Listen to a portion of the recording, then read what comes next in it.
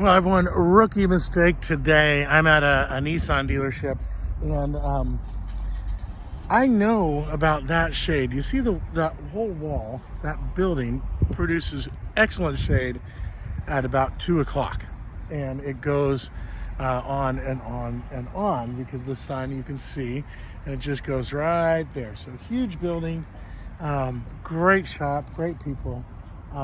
And so I always book this one for the afternoon whenever they call because I have a perfect spot to work.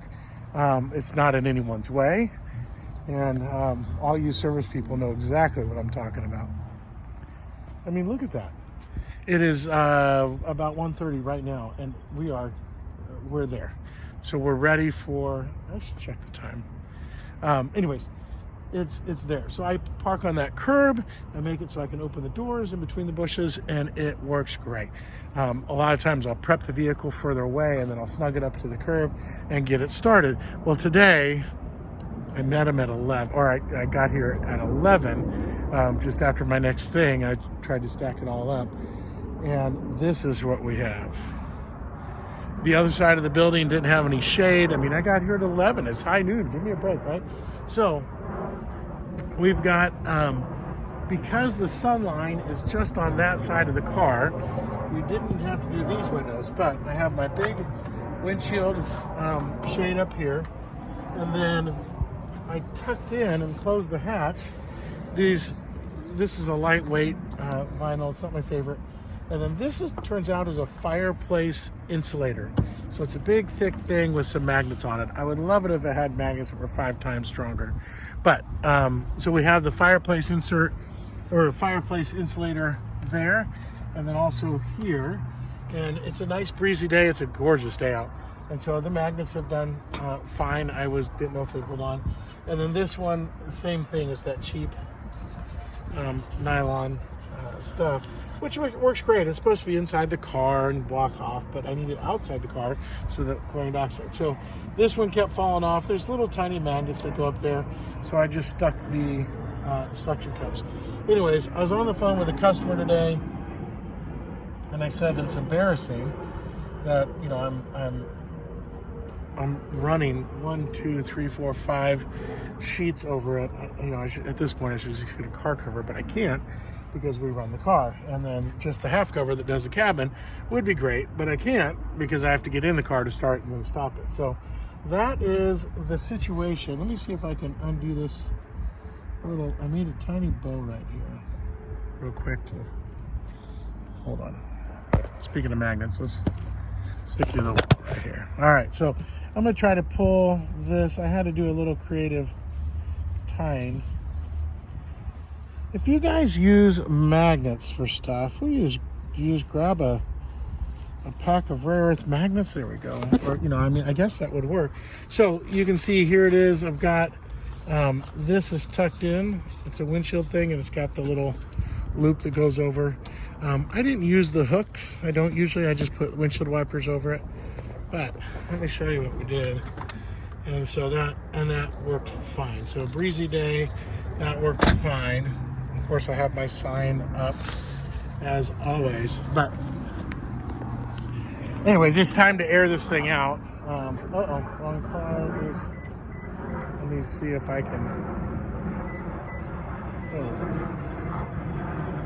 Come on, little car. So what do you do on your windy days to service customers? In Arizona winds, I mean, we get winds that'll rip, but not really, right? But on breezy days that are great, but it's sunny and there's no shade, what do you usually do? What is your go-to window covering? I've used the inside shades before, but I don't like them. I mean, obviously I like them on my car. You can see that I've got, you know, one right up there right now. But for service work, I don't like them because I really do want chlorine dioxide to go everywhere and not be blocked by the shade. So this is what we use. You can get these, they're cheap on Amazon. And you can see here's the magnets. They're not big. I would love a serious magnet that I could really, really count on. But they seem to work all right. I've been using them for a couple of years.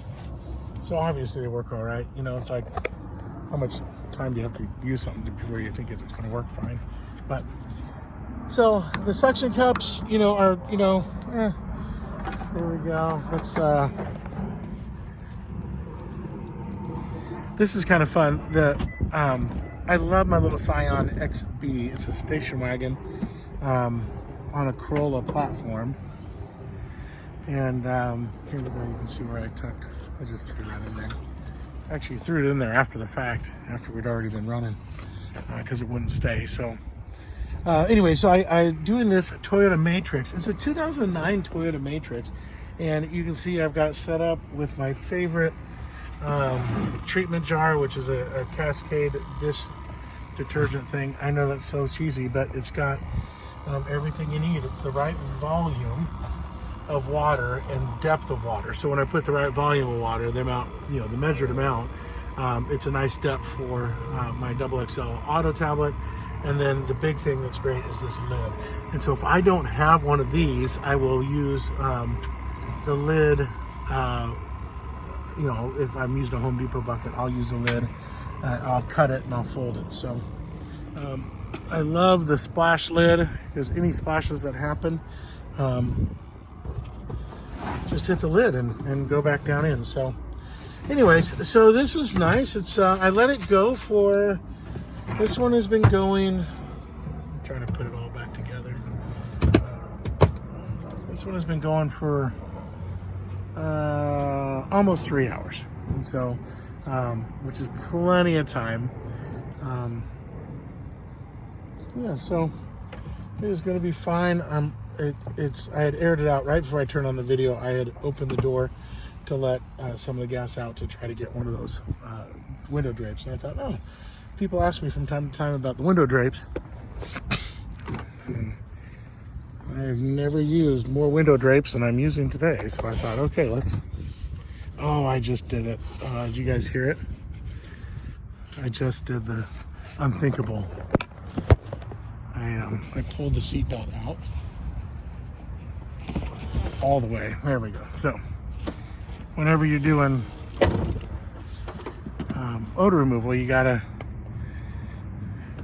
get the seat belts out, because they stink too, right? So like right now, so these seat belts, I put them over the headrest to get them all out, but you can but if you pull it all the way, it'll lock, you know, the safety lock. So here we go. So I'm just closing up everything, and then see, oh, that one's locked too. So now I have to pull the headrest. I could lean the seat back, but with Toyotas, the headrests are easy to come out. They do not lock. So this one's loose because it's older. This is a panel, it's an older car, so that panel's kind of goofy. And then you can see I do the seat belts that way. Unbuckle them and hook them on the sun visors, and close those mirrors. There we go. So there we are. This is a 2009. It's only got 130,000 miles on it. Just sold because people need, you know, budget cars. What else can I tell you? I can't believe they put these windows in. Like, maybe that helps with the blind spot. But this is the predecessor of my car. The Toyota Matrix is really the same as my car. One big difference, and it's a big one for me, is the Matrix has this lip, whereas my Scion goes flat, right? There's no lip. That carpet scooched over, just because of moving stuff in and out. So the reason this matters to me is I don't have to lift up my toolboxes to get them out. So I usually have, like when I do houses, a big roller toolbox full of chlorine dioxide. So, and you know, the other stuff I need. So, not having a lip is important to me. But otherwise, it's essentially the same car. Take my sticker off, so I don't forget that. I used to use up a new sticker every time because it's, you know, it's actually a sticker, but now I just trim around the back end and put tape on the back because that's just a waste of stickers. And I have a lot of them, but, you know, throwing stuff away all the time, so it's kind of a drag. Yeah, so there we go. This is the Toyota Matrix. First, no, that's not true. I've done at least one other Matrix that I know of. It was several years ago. It was inherited by the grandson and was just filled. The original owner was an avid hiker and an avid dog person, so it was just filled with dog hair. I mean, it was unbelievable how much dog hair, and it was just kind of a funny thing. Like, golly, I've never seen quite an aggressive dog hair application as this. But I told him dog hair is on him, but I can do the odors, and I instantly removed a lot of the dog hair. So now I'm just chatting. So, hey, thanks for hanging out with me. I appreciate it. This is going to sound crazy because I'm an odor removal guy, but if you would like and subscribe, I'd be super grateful, because we are counting on people being able to find us, to find Master German Odor Removal, to do odor removal. So I'm not a Google SEO guy, and I work really hard to show up. So anyways, like and subscribe, and then let me know what your odor questions are. If you've got questions about how or treatment rates, one question I get a lot is, oh, what size do you use? Like in this car, what size would you use? I use our XXL tab. So, and then if you ask me about any other car, I'm going to tell you the XXL tab.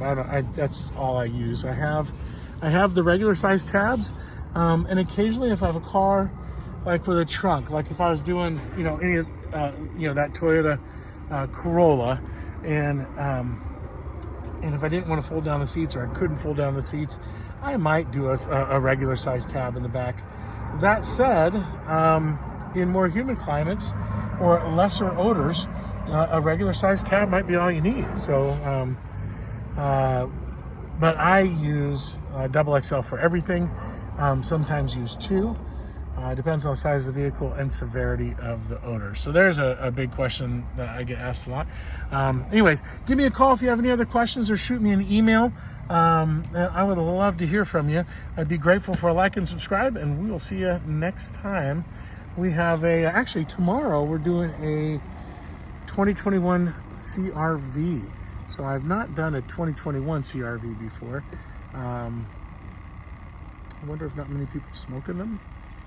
I don't know. What other vehicle have you never done odor removal, guys and gals? I'm trying to think. I have never done a Tesla. Figured there'd be smoker Teslas by now. So let me know. I'm interested. See you soon.